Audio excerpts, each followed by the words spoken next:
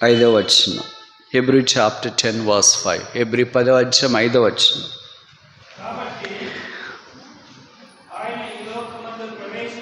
చాలు. ఈ లోకమందు ప్రవేశించినప్పుడు అంటే అంతకుముందు ఏ లోకంలో ఉన్నాడు?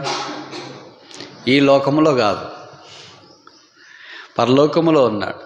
పరలోకములో నుండి ఈ లోకములోనికి ప్రవేశించినప్పుడు, అదే కదా క్రిస్మస్.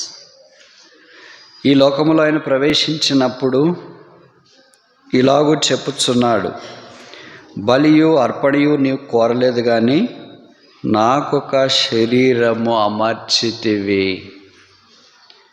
ఇదే క్రిస్మస్. నాకొక శరీరము అమర్చితివి. అమర్చింది ఎంతకాలం ఉంటుంది? మనలో చాలామంది అమర్చుకొని వస్తాం అనుకో. ఏదో బండికి ఒక మిర్రర్ అమరుస్తాం, ఎక్స్ట్రా సీట్ అమరుస్తాం, గ్రిప్ అమరుస్తాం. మనకు కూడా మీరు ఏదైనా డెకరేషన్ చేసేవాడు, నాకేం లేదు. మీకు డెకరేషన్ ఉండేవాళ్ళు అమర్చుకుంటారు, వాచ్లు అమర్చుకుంటారు, రింగులు అమర్చుకుంటారు, ఎంతసేపు అమర్చుకుంటారు, అద్దాలు అమర్చుకుంటారు, తర్వాత తీసేస్తాం. అలాగే నీవు నాకు ఒక శరీరం అమర్చినావంటే తాత్కాలికము, తర్వాత ఈ శరీరము తీసివేయబడుతుంది. నాకు ఒక శరీరము అమర్చితివి.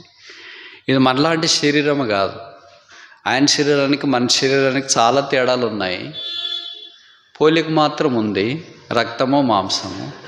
తేడాల్లో మన రక్తము మాంసములో ఉన్న పాప స్వభావము ఆయనలో లేదు. మనలాంటి పుట్టుక ఆయన పుట్టుక కాదు. అలాంటి చాలా తేడాల్లో ఆయన ఈ భూమి మీద శరీరము ధరించి వచ్చిన, నాకొక శరీరము ధరించితివి. ఇది క్రిస్మస్. ఆ శరీరం లేకపోతే ఆయన ఆత్మస్వరూపుగానే ఉంటే మన కొరకు ఎలాగ చనిపోతాడు?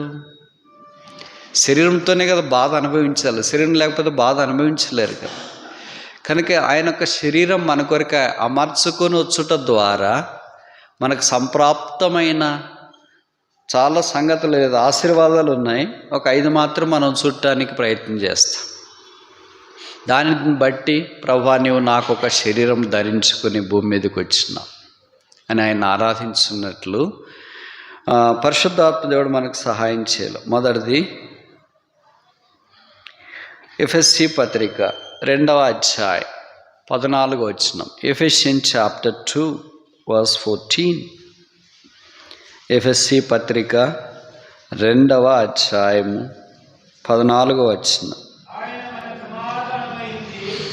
ఆయన మన సమాధానమై ఉండి మీకును మాకును ఉండిన ద్వేషమును అనగా విధి రూపకమైన ఆజ్ఞగల ధర్మశాస్త్రమును తన శరీరమందు, ఇప్పుడు మనం చూసే మాట ఇది, ఆయన శరీరం, ఆయన ఈజ్ బాడీ. నీవు నాకు ఒక శరీరము అమర్చితివి. ఇప్పుడు ఆ శరీరం ఏం చేసింది? తన శరీరమందు కొట్టివేయుట చేత మధ్య గోడను పడగొచ్చి మన ఉభయులను ఏకము చేసెను. Peace by his body. ఆయన శరీరము ద్వారా, పీస్ ఇన్ హిస్ బాడీ, ఆయన శరీరము యందు మనకు సమాధానము దేవుడు అనుగ్రహించినాడు. అంతకుముందు వేరుగా ఉంటుమే, రకరకాల విధిరూపకమైన ఆజ్ఞలు మనల్ని దేవునికి దూరం చేసినాయి. దేవ స్వభావంలో పాలివారు కాకుండా, దేవుని ఆరాధించకుండా, ఇంకా బైబిల్లో రాయబడింది మనం పూర్వము నిర్దేవులమై ఉంటుమే. We were godless. నిజమైన దేవుణ్ణి ఎరగకుండా జీవిస్తూ ఉంటుమే. ఇప్పుడు యేసుప్రభు వారు శరీరం ధరించి మానవాకారాన్ని భూమి మీదకి వచ్చిన కారణం చేత, ఆయన శరీరము మన కొరకై సిలువలో నలగొట్టబడుట చేత, ఆయన శరీరము మన కొరకై అప్పగించబడుట చేత, ఇప్పుడు ఆ శరీరము ద్వారా మనకు మధ్య గోడ అంట, మిడిల్ వాల్, అవతలకి ఇవతలకి మధ్యలో ఉంది. ఆ మధ్యపు గోడను ఆయన పడగొట్టు, దేవునికి మనుషునికి ఉన్న మధ్యపు గోడను, దాన్ని తెర. యేసుప్రభు వారు చనిపోయిన తర్వాత ఆ తెర చినిగెను. తెర ఉంది, మధ్యపు గోడ ఉంది. There is a conflict, human conflict, మనుషునికి మధ్య ఉంది. వీటన్నిటినీ ఆయన పడగొట్టి ఉభయులను ఇప్పుడు ఏకముగా చేసింది. అనగా ఆయన శరీరం దగ్గరికి వచ్చుట ద్వారా, ఆయన శరీరంలో పాలు పొందే భాగ్యములోనికి ఆయన ఇప్పుడు మనల్ని తీసుకుని వచ్చినాడు. ఆయన శరీరాకారాన్ని భూమి మీదకి రాకుండా ఉంటే ఆయన శరీరముల ద్వారా ఈ మద్యపు కూడా పడగొట్టబడేది కాదు. కనుక ఇప్పుడు క్రీస్తు యేసునందున్న వారు నూతన సృష్టి. ఏ తారతమ్యం, ఏ డివిజన్, ఏ డివిజన్ అంటే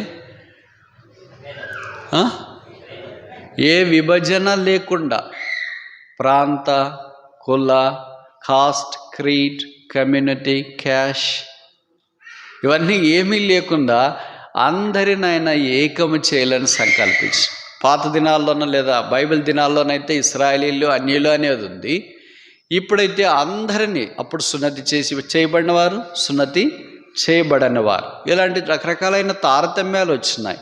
ఇది యేసు ప్రభు యొక్క శరీరము ద్వారా అందరికీ సమాధాన స్థితిలోనికి ఆయన తీసుకుని వచ్చిన. అదే యేసు ప్రభులో ఉన్న గొప్ప ఆధిక్యత. ఆల్ ఆర్ వన్, అందరు ఒకటే. బయటికి నోట తెరిచి చెప్తా ఉంటాను కానీ బట్ ఆచరణలోకి వచ్చేటప్పటికి ఒకే ఒక్కడు చేసినాడు ఆ పని. ఆయన పేరే యేసుక్రీస్తు ప్రభు. ఆ శరీరం అందు ప్రతిదాన్ని ఆయన భరించిన